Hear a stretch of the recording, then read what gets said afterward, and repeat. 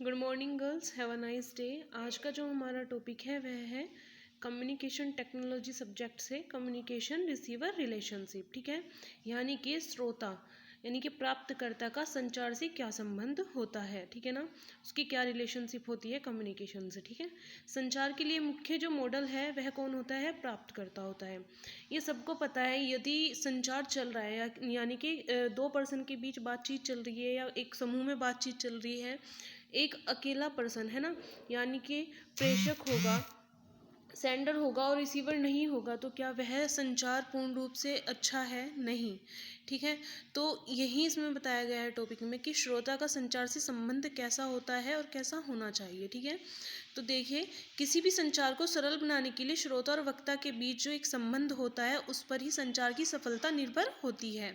ठीक है, यानी कि रिसीवर और सेंडर के बीच जो एक संबंध होता है उसी पे आपकी संचार की जो संचार है उसकी सरलता डिपेंड करती है। ठीक है, इससे क्या होता है, जो आपका श्रोता है वह वक्ता से जितना ज्ञान प्राप्त कर ले, है ना, और वह अपनी निजी जिंदगी में यानी कि उसका लाभ उठाए जो ज्ञान उसे प्रेषक दे रहा है श्रोता को। ठीक है, यानी कि रिसीवर को, तो सेंडर द्वारा दिया हुआ ज्ञान यदि वो अपनी निजी लाइफ में उसे उस लाभ को उठाता है ना, उसको अपने योग्य समझ करके उसका यूज़ करता है किसी भी उद्देश्य से, है ना, यानी कि मान लिया किसी भी प्रकार की एजुकेशन किसी बंदे ने किसी को दी, है ना, जैसे कि टीचर देती है एक स्टूडेंट को और वो स्टूडेंट अपने करियर को आगे बढ़ाए, है ना, अपनी टीचर की मदद से, तो यानी कि सेंडर ने रिसीवर को दिया और रिसीवर ने उस चीज़ पर अमल करते हुए उस चीज़ को अपनाया। ठीक है, तो ये होता है श्रोता और जो आपका प्रेषक है यानी कि जो सेंडर है उसके बीच का संबंध। तो जब तक इन दोनों के बीच संबंध और आपसी तालमेल अच्छे नहीं होंगे तो आपका कम्युनिकेशन अधूरा है, यानी कि संचार हमारा जो है वह अधूरा है।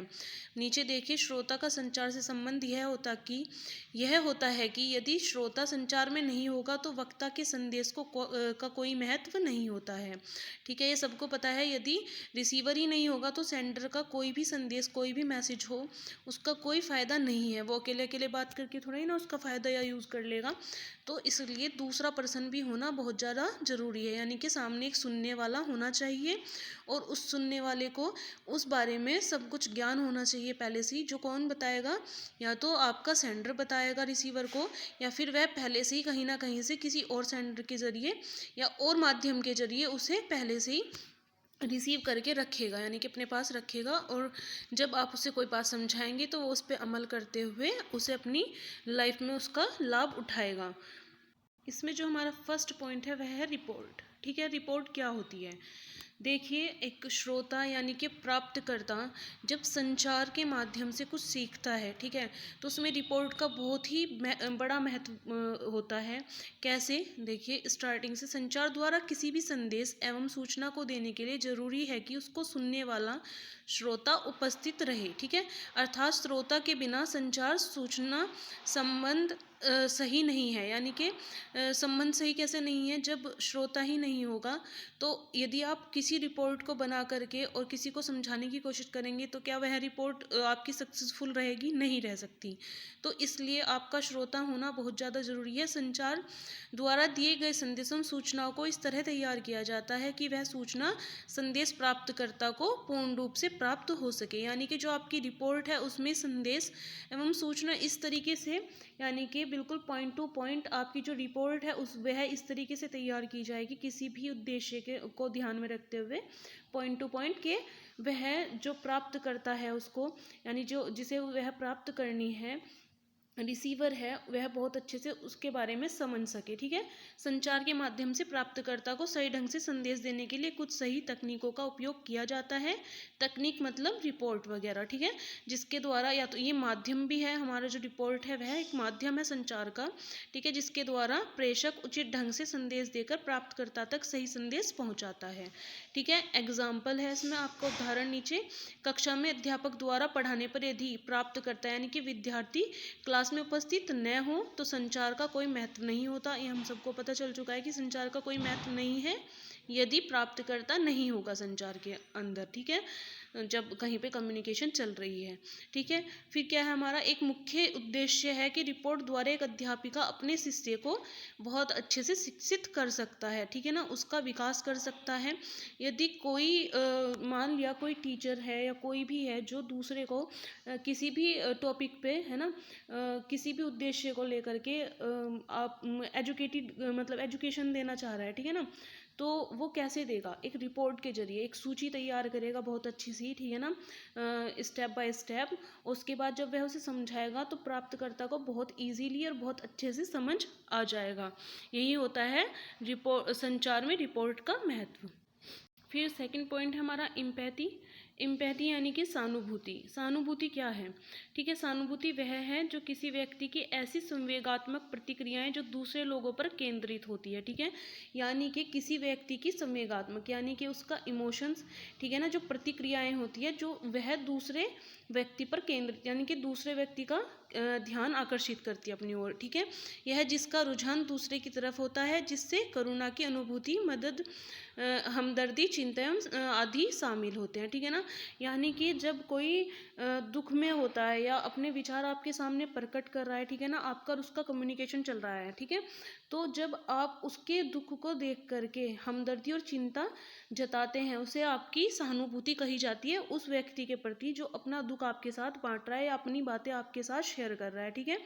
इस तरह जब हम किसी के साथ संचार की प्रतिक्रिया करते हैं तो उस व्यक्ति के मन की बात जानने के बाद उसके साथ सहानुभूति से बात करना, व उस व्यक्ति के प्रति सहानुभूति रखते हुए उसकी सहायता करना या उसकी प्रवृत्ति और मजबूत करना आदि। यानी कि क्या, सहानुभूति क्या, जब कोई रिसीवर, ठीक है ना, आप सेंडर हैं, आपने किसी से पूछा ऐसे ही एज अ फ्रेंड कि क्या प्रॉब्लम है, कुछ भी आप मुझे बताइए, उसने आपको अपनी समस्या बताई, आप हल करें, ठीक है ना, कैसे हल करेंगे, उसको सहानुभूति दिखाते हुए यानी कि उसकी साइड हमदर्दी जताते हुए, उसकी चिंता जताते हुए, ये सब आप दिखाएंगे उसे कि हाँ मैं आपकी जो बात है उससे सहमत हूँ और आप ऐसे ऐसे कर लीजिए, यानी कि आप उसे आगे बढ़ने का, यानी कि आप उसे मोटिवेट करेंगे, ठीक है ना, किसे, एक रिसीवर को, ठीक है, जो आपकी बातें सुन रहा है। फिर इसमें नीचे देखिए, किंतु सहानुभूति सहायता की प्रवृत्ति की तरफ जाए यह आवश्यक नहीं है, ठीक है, यानी कि जो सहानुभूति है यह सहायता ही करे, ऐसा कोई जरूरी नहीं है। यानी कि कोई कोई पर्सन क्या होता है, किसी की बात सुनी, उसे समझा और छुट्टी, मतलब कि ऐसा कोई जरूरी नहीं है कि उसकी अच्छे से ही मदद करें, या फिर आप सहानुभूति तो दिखा रहे हैं, ऐसा भी कोई जरूरी नहीं कि आप उसकी सहायता ही करेंगे, ठीक है।